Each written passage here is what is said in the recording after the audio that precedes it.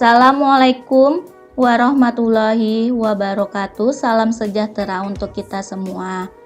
Alhamdulillah, kita berjumpa kembali dalam pembelajaran Bahasa Indonesia kelas 7. Kali ini kita belajar bab 7, berkorespondensi dengan surat pribadi dan surat dinas. Kompetensi dasar 3.13 yaitu mengidentifikasi informasi dari surat pribadi dan surat dinas yang dibaca dan didengar. Kompetensi dasar 4.13 yaitu menyimpulkan isi surat pribadi dan surat dinas yang dibaca atau diperdengarkan. Adapun tujuan pembelajarannya yaitu yang pertama, peserta didik dapat menyimpulkan ciri umum surat pribadi dan surat dinas pada teks yang dibaca atau didengar. Kedua, peserta didik mendaftar kata atau kalimat sebagai ciri surat pribadi dan surat dinas pada teks yang dibaca atau didengar. Ketiga, peserta didik menjelaskan perbedaan surat pribadi dan surat dinas. Sebelum ke materi, saya ingatkan kalian ambil buku catatan dan alat tulisnya untuk mencatat. Silahkan buat rangkuman ataupun buat peta konsep agar memudahkan kalian dalam belajar. Yuk kita belajar tentang surat ya. Kalian tentunya sudah tidak asing lagi mendengar kata surat.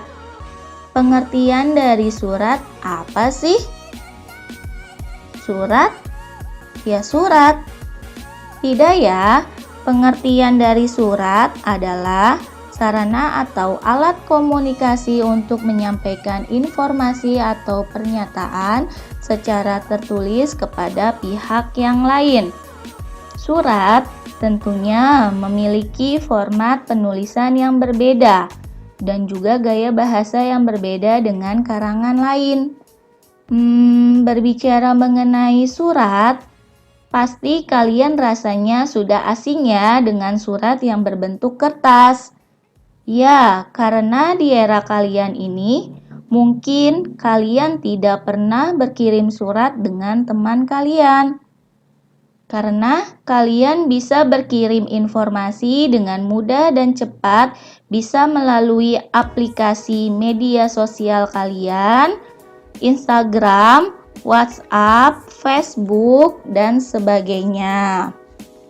Tapi kalian tetap penting loh belajar tentang surat ini, agar kalian bisa belajar berbahasa yang santun.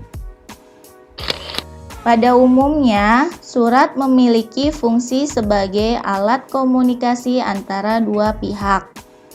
Di samping itu, surat memiliki fungsi sampingan. Fungsi yang pertama yaitu dokumentasi tertulis. Fungsi yang kedua yaitu alat pengingat. Fungsi yang ketiga yaitu bukti historis dan fungsi yang keempat yaitu menjadi surat jaminan. Kita lanjut ke jenis dari surat. Jenis dari surat ada berapa ya? Jenis dari surat ada dua ya.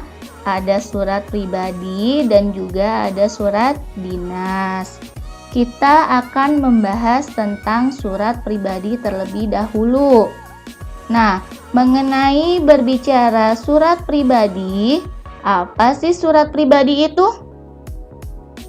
Surat pribadi adalah surat yang dibuat oleh seseorang yang isinya menyangkut kepentingan pribadi. Jadi, isinya atau masalah yang dibahas di dalam surat berkaitan dengan masalah atau kepentingan dari pribadi. Kalau saya menulis, ya berarti kepentingan saya. Kalau kalian yang menulis tentang kepentingan kalian. Itu pengertian dari surat pribadi ya. Jenis dan ciri surat pribadi. Berdasarkan hubungan antara pengirim dan penerima surat pribadi dibagi menjadi dua. yaitu pertama surat pribadi kekerabatan, kedua surat pribadi persaudaraan. Ciri-ciri surat pribadi itu mempunyai 3. Yang pertama, memiliki unsur tanggal surat, alamat, pembuka, isi, penutup, nama pengirim, dan tanda tangan. Ciri yang kedua itu isi surat pribadi berkaitan masalah pribadi. Ciri yang ketiga, ada yang perlu diperhatikan dalam surat pribadi yaitu sopan santun. Perhatikan surat berikut ini. Di dalam surat terdapat tanggal surat, alamat, pembuka, pendahuluan, isi, penutup, nama pengirim, dan tanda tangan. Baik, langsung saja ya. Pengertian surat dinas apa sih? Surat dinas merupakan suatu surat resmi yang dibuat oleh sebuah instansi atau lembaga dengan tujuan untuk keperluan dinas. Definisi surat dinas yaitu surat yang berisikan permasalahan kedinasan dan biasanya surat ini dibuat oleh instansi atau lembaga. Surat dinas isinya ditujukan untuk kepentingan kedinasan, baik itu pemerintah atau swasta. Begitu ya. Oleh karena itu, jika terdapat surat yang dikirimkan dari satu pihak ke pihak lain yang isinya berhubungan dengan kepentingan tugas atau kegiatan suatu instansi, maka surat itu adalah surat dinas. Surat dinas ini biasanya menggunakan bahasa dan format yang resmi. Baik, setelah kita tahu pengertian surat dinas, kita harus tahu juga nih fungsi dari surat dinas. Apa sih fungsi dari surat dinas? Beberapa fungsi surat dinas diantaranya, yang pertama, sebagai pedoman pekerjaan. Kedua, sebagai alat pengingat. Ketiga, sebagai bukti perkembangan suatu instansi atau lembaga. Keempat, sebagai alat bukti terutama surat perjanjian. Setelah kita mengetahui fungsi surat dinas, kita juga harus tahu nih ciri umum dari surat dinas, yaitu yang pertama, terdapat kop surat dari lembaga, perusahaan, ataupun instansi yang bersangkutan.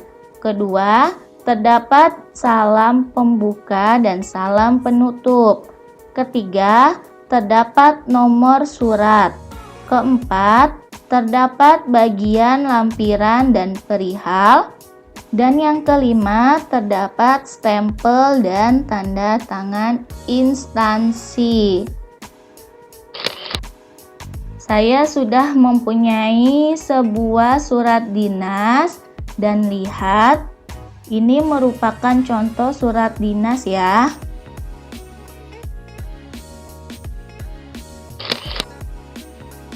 Baik, setelah ini kita akan menyimpulkan isi surat pribadi dan surat dinas.